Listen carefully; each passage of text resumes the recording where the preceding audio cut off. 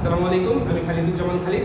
আজকে আমরা রসায়নের একাদশ অধ্যায় নবম দশম শ্রেণীর খনিজ সম্পদ মানে জীবাশ্ম চ্যাপ্টারটা আলোচনা করবো। এখানে শুধুমাত্র আমরা মেইনলি ফোকাস করব আমাদের কার্যকরী যে গ্রুপগুলো আছে এই ফাংশনাল গ্রুপগুলো সম্পর্কে আলোচনা করব আর সমগোত্রীয় শ্রেণীগুলো নিয়ে আলোচনা করব। আচ্ছা, আমরা প্রথমে একটা জিনিস জানি, সমগোত্রীয় শ্রেণী কি? সমগোত্রীয় শ্রেণী তাদেরকেই বলা হয় যাদের ক্ষেত্রে একটা বেসিক একটা জিনিসের মিল থাকবে। সমগোত্রীয় শ্রেণী হচ্ছে যাদের মাঝে CH2 এটা হচ্ছে আমাদের মিথিলিন মূলকের পার্থক্য থাকবে। মানে একটা বিশাল মানে এই চ্যাপ্টারটার নাম হচ্ছে আমাদের জৈব যৌগ বা হাইড্রোকার্বন। এখানে আমরা হাইড্রোকার্বন রিলেটেড অনেক হাজার হাজার যৌগ দেখব।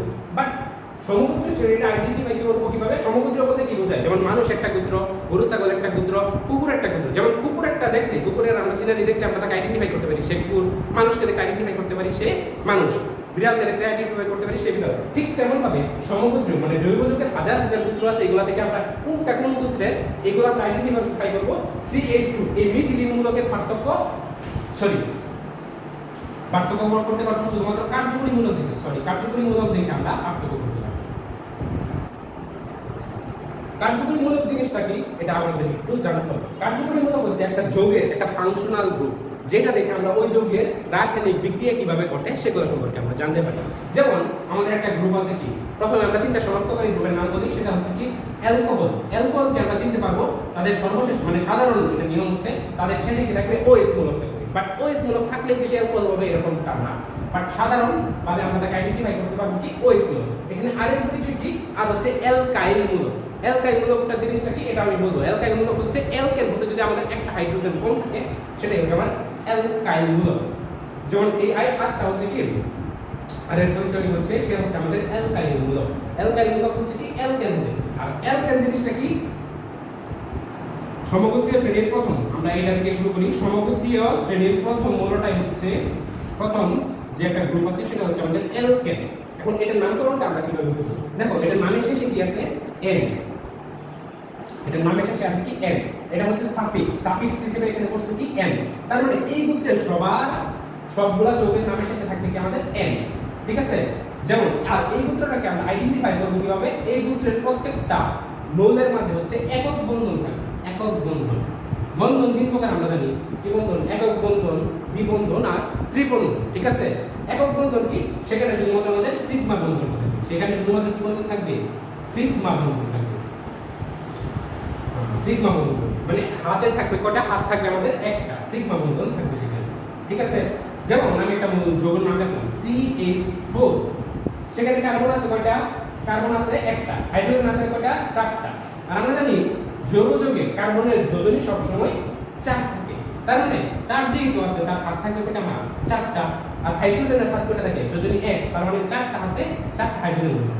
এই যৌগটার দিকে তাকাও। এই যৌগটার মধ্যে হচ্ছে মানে কার্বনের ক্ষেত্রে সবার মাঝে কোন বন্ধন আছে? একক বন্ধন আছে। আর এই একক বন্ধন থাকার কারণে হচ্ছে কি এটা হচ্ছে কি আমাদের অ্যালকেন। আর এটা অ্যালকেন হওয়ার আরেকটা কারণ কি? অ্যালকেন হচ্ছে আমরা জানি সমগোত্রীয় শ্রেণীর অ্যালকেনটা হচ্ছে একটা জৈব যৌগান। জৈব যৌগান এটা কিভাবে চিনলাম? কারণ এখানে আছে কি কার্বন এবং হাইড্রোজেন ছাড়া অন্য কোনো মূল্য নাই। অন্য মূল্য থাকতে পারে, এগুলো আমি পরবর্তীতে শিখব। বাট আমরা ইন জেনারেল বলছি কি এখানে কার্বন আর হাইড্রোজেন যেহেতু আছে সুতরাং সে জৈব যৌগ। আর জৈব যৌগের মধ্যে সে হচ্ছে অ্যালকেন। কি জন্য অ্যালকেনের গ্রুপের সদস্য? কারণ তার মাঝে হচ্ছে আমার একক বন্ধন আছে, তার মানে সিগমা বন্ধন আছে। ঠিক আছে? সে কারণে সে হচ্ছে আমাদের অ্যালকেন গ্রুপের সদস্য। তাছাড়া আরো একটি সাধারণ রুলস আছে যেগুলো সাহায্যে আমরা এটা জানতে পারি সে অ্যালকেন গ্রুপের সদস্য। তার একটা সাধারণ সূত্র আছে CnH2n+2। এই সূত্রের সাহায্যে যদি আমরা মিলাইতে পারি এটা হচ্ছে তার কিন্তু গাঠনিক সংকেত। এটা হচ্ছে আমাদের গাঠনিক সংকেত।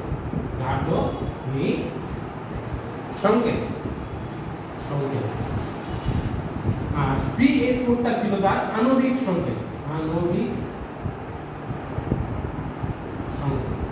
ঠিক আছে?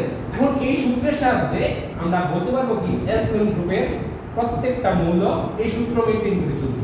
মানে ম্যাক্সিমাম মৌলগুলা এই সূত্র মানে 9 10 এর নবম শ্রেণীর ম্যাক্সিমাম মৌলগুলা এই সূত্রটা ফলো করবে। ঠিক আছে? বইয়ের যে মানে যৌগগুলো দেওয়া আছে সেটা হচ্ছে কি, ধরো এখানে কার্বন কয়টা আছে আমাদের? একটা। কার্বন আছে কয়টা? একটা। এজন্য আমাদের এখানে n এর মান Cn আছে না, এখানে n এর মান কয়টা? কার্বন কয়টা আছে আমাদের? একটা। তার মানে n এর মান 1। n এর মান 1। আর 2n+2 এর শেষে কি আছে? 2n+2। তার মানে 2 এর সাথে যদি 1 গুণ করি 2 কে 2 + 2 তার মানে কত হচ্ছে 4। তার মানে সি এর মান আমরা কত বসাবো 1 আর এইচ এর জায়গায় কত বসাবো 4, কারণ এইটুকুর মান কত আসছে 4। তার মানে সি 1 দেওয়া যে কত না দেওয়া একই কথা। তার মানে আমরা কি লিখতে পারি CH4। তার মানে এই যৌগের আণবিক সংকেত কি পাচ্ছি আমরা CH4। ঠিক আছে, তার মানে এই সূত্র ফলো করছি। তার মানে সে অ্যালকেন সমগোত্রীয় শ্রেণীর সদস্য, তার মাঝে একক বন্ধন আছে, সে এই সূত্র ফলো করছে, সুতরাং সে অ্যালকেন সমগোত্রীয় শ্রেণীর সদস্য। আর অ্যালকেনের নামকরণের ক্ষেত্রে আমাদের মনে রাখতে হবে কি এটা সবার নামে শেষে কি থাকবে n যুক্ত থাকবে। ঠিক আছে, আর কার্বনের একটা নামাতা আছে, বুঝছো? কার্বনের একটা নামাতা আছে। কার্বনের নামাতাটা কি রকম? কার্বনের নামাতাটা হচ্ছে এরকম। আমরা হচ্ছে যেমন 1 2 3 4 শিখি না, ঠিক তেমন ভাবে হচ্ছে অ্যালকেন গ্রুপের ক্ষেত্রে মানে কার্বনের একটা নামাতা আছে। কার্বন যদি একটা থাকে তার নাম হয় মিথ। কার্বন যদি দুইটা থাকে তার নাম হয় ইথ। কার্বন যদি তিনটা থাকে তার নাম হয় প্রোপ। প্রোপ চারটা থাকলে হয় মিথ, ইথ, প্রোপ, বিউট। টিউট না কিন্তু হয় বিউট। পাঁচটা থাকলে হয় পেন। আচ্ছা, এই পর্যন্ত আমরা জানি, আরো আছে 10টা হয়। আমরা এই পর্যন্ত আমাদের মনে হচ্ছে এই উদাহরণটা সবাইকে আমরা একটু জানার চেষ্টা করি এটার নামকরণ কিভাবে আসবে। আমি দুইটা যোগ লিখলাম, একটা হচ্ছে CH4 আর একটা লিখলাম কি C2H6। এটাও কিন্তু আমাদের অ্যালকেন গ্রুপের সদস্য। কিভাবে অ্যালকেন গ্রুপের সদস্য? এখানে n এর মান কত? এখানে n এর মান কিন্তু আমাদের আমরা সূত্র কি ছিল CnH2n প্লাস 2। এখানে আমাদের n এর মান কত 2 যদি বসাই n এর মান 2 C2 আর 2 দুগুণে কত 4 4 আর 2 কত 6। তার মানে এটাও কি হচ্ছে আমার অ্যালকেন গ্রুপের সদস্য হচ্ছে। আবার যদি এটা স্ট্রাকচার যদি আঁকাই, ধরো কার্বনের ভাগটা জানি আমরা 4টা, 2টা কার্বন লিখলাম, যেহেতু 2টা কার্বন আছে সেটা লিখলাম। আর হাইড্রোজেন আছে কয়টা 6টা, আচ্ছা 6টা আমরা পরে বসাই। এই কার্বনে 4টা পূরণ হয়েছে, এখানে একটা চলে গেছে আর বাকি 3টা। আবার এই কার্বনের ক্ষেত্রে এখানে একটা চলে গেছে আর আছে 3টা। তার মানে কয়টা হইলো আরো 6টা হাত আছে। তার মানে 6টা হাতে 6টা হাইড্রোজেন বসাই দিলে কিন্তু আমাদের এই কার্বনিক সংকেতের সাহায্যে আমরা বুঝতে পারলাম কি সে হচ্ছে আমাদের অ্যালকেন গ্রুপের সদস্য। আচ্ছা, এখন আমরা নামকরণ করব। আমরা নামকরণ করছি কি কার্বন যদি একটা থাকে তার নাম হয় কি মিথ। এটা হচ্ছে কি হিসেবে বসবে? এটুকু হচ্ছে প্রিফিক্স হিসেবে বসবে। আমরা জানি অ্যালকেন গ্রুপের শেষে আছে কি n আছে, তার মানে সাফিক্স বসবে n আর প্রিফিক্স হিসেবে বসবে যে কার্বন সংখ্যা মিথ, ইথ, প্রোপ, বিউট মানে কার্বন। দেখো এই যোগটার ক্ষেত্রে আমরা এটাকে কিভাবে লিখতে পারি CH4 মানে 4 হাতে 4 হাইড্রোজেন, যেহেতু একক বন্ধন আছে সুতরাং সে হচ্ছে আমাদের অ্যালকেন গ্রুপের সদস্য। ঠিক আছে, অ্যালকেন গ্রুপের সদস্য। এখানে দেখো একক বন্ধন ছাড়া কোনো বন্ধন নেই, সেজন্য সে কি অ্যালকেন গ্রুপের সদস্য। আচ্ছা, এখন লক্ষ্য করো একটা জিনিস, সেটা হচ্ছে আমরা এটার নামকরণ কিভাবে করব।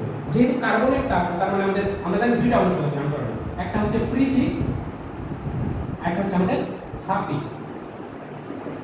আচ্ছা, আমরা তো সাফিক্স আগে দেখে নিয়েছি। সাফিক্স তাহলে কি, যেহেতু আমরা অ্যালকেন আইডেন্টিফাই করে ফেলেছি তাহলে সাফিক্স হিসেবে কি আসবে আমাদের n। এখন আমাদের প্রিফিক্সটা নিয়ে যাবে।